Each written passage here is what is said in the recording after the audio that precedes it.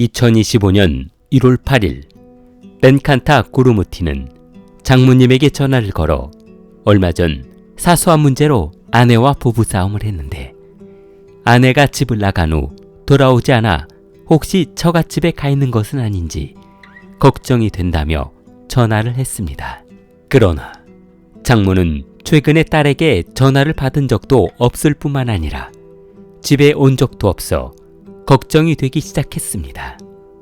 그녀는 문제가 더 커지기 전에 경찰에 신고해 딸의 행방을 알아보기로 했습니다. 딸의 이름은 벤카타 마하비라는 여성이었는데 그녀는 올해 38세의 중년 여성이었으며 아들과 딸을 키우고 있는 평범한 주부였습니다. 올해 45세인 구루무르티는 고등학교를 졸업한 후 군대에 입대해 수년간 군대에서 지낸 군인이었습니다.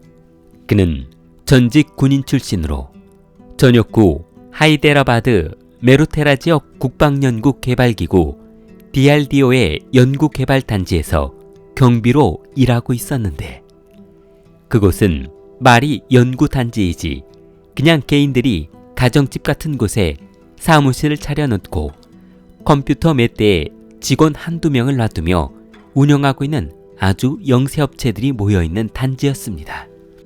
이곳에서 그의 역할이라고 해봐야 물건을 도난당하지 않도록 순찰을 도는 일뿐이었기 때문에 직업상 크게 스트레스를 받는 일은 없었습니다. 그런데 두 사람의 부부싸움이 시작된 것은 아주 사소한 것에서 시작되었습니다. 구루무르티의 직장이 집에서 멀리 떨어져 있기 때문에 자주 집에 들어갈 수 없는 것이 문제였습니다. 한마디로 주말 부부로 지내다 보니 오랜만에 집에 돌아갔을 때 아내가 자신에게 조금이라도 소홀하게 대해주면 서운한 감정이 밀려왔는데 구루무르티는 매번 집으로 돌아올 때마다 아내에게 서운한 감정을 느낀 것이 한두 번이 아니었습니다.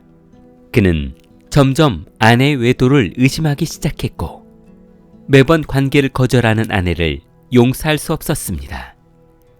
그러다 보니 부부싸움이 잦아졌고 이웃들은 고성이 오가는 그들의 부부싸움을 생생히 기억하고 있었습니다. 경찰이 신고를 받고 그녀의 집을 방문하자 구루무르티는 직장에 휴직계를 제출하고 아내를 찾기 위해 경찰과 함께 마을 골목과 인근 험한 지역을 같이 수색하며 찾아다녔습니다.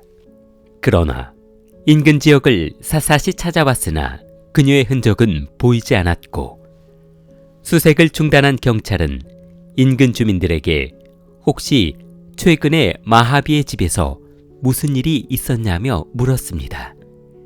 그러자 옆집 주민은 1월 15일에 그 집에서 마하비가 남편과 크게 싸우는 소리를 들었다며 그렇게 크게 싸운 것으로 보아 아마 둘 사이에 무슨 일이 생겼을 것이라는 이야기를 해주었습니다. 경찰은 이웃 주민들의 증언을 확보하자 곧바로 맞은편 집에 설치된 CCTV를 조사해 보았습니다. 그러자 18일 날짜의 영상을 조사하던 경찰은 그가 검은색 가방을 들고 나와 자전거에 싣고 수차례 집을 나갔다 들어왔다를 반복하는 모습이 찍힌 영상을 확보했습니다. 경찰은 영상을 확보한 후 그의 집에서 시신이나 증거를 찾기 위해 집안을 샅샅이 뒤져봤습니다.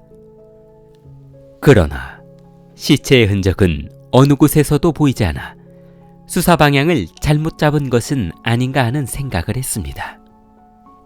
경찰은 남편이 말한 대로 부부싸움을 한 아내가 집을 나가 돌아오지 않는 것이 아닌가 하는 생각도 해보았습니다.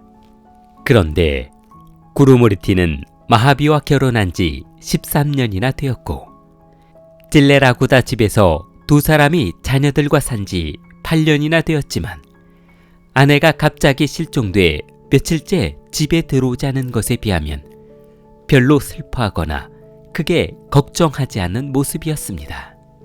이를 이상하게 생각한 경찰은 남편을 취조한 결과 자신이 아내를 살해했다는 자백을 받아냈습니다.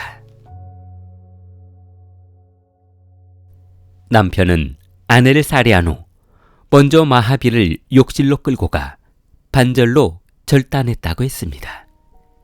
그는 크게 두 덩어리로 나누었는데 한 덩어리씩 잘게 토막을 낸 다음 덩어리들을 밥솥에 넣고 끓였는데 그가 덩어리들을 밥솥에 넣고 끓인 이유는 다름 아닌 말려서 가루를 내려고 한 것이었습니다. 덩어리째 시체를 버린다면 흔적이 남아 누군가에게 발각될 것이고 검거될 것은 시간 문제라는 것을 알고 있기 때문이었습니다. 토막낸 덩어리들은 3일간 밥솥에 넣어 끓인 후 말려서 절구통에 넣고 갈아버렸다고 했습니다. 말려서 가루로 만들면 강이나 하천에 버리기도 쉽고 흔적을 찾을 수 없기 때문에 시간이 걸리더라도 완벽한 방법을 선택했습니다. 그러나 살을 처리하는 것만큼 뼈를 처리하는 과정은 그리 쉽지 않았는데 뼈는 어쩔 수 없이 검은 봉투에 담아 호수에 버려버렸다고 했습니다. 경찰이 구루모리티가 아내를 살해한 혐의로 조사를 받고 있다고 하자 이웃 주민들은 그가 얼마 전 키우던 강아지를 때려 죽이는 일이 있었는데 그 모습이 얼마나 잔인하던지 그의 행동이 기억에 남는다며 그러니 아내까지 그렇게 잔인하게 살해할 수 있는 인간이라는 생각이 든다고 했습니다. 두 아이나 있는 가장이 어떻게 이런 범행을 일으켰을까 생각도 해보았지만 그는 할머니 집 인근에서 산크란티 축제를 한다는 것을 알고 미리 계획해 아이들을 할머니 집에 데려다 주었던 것이었습니다. 아이들이 집에 있는 상태에서 그런 범행을 한다는 것은 상상도 못할 일이었습니다. 경찰은 그가 가루들과 뼈를 미르페 호수에 버렸다고 하자 증거를 찾기 위해 호수로 출동했습니다. 그러나 미르페 호수는 각종 쓰레기로 가득 차 있었고 쓰레기 썩는 냄새로 진동을 하고 있어 어떤 것이 쓰레기이고 어떤 것이 증거인지 구분을 못할 정도였습니다.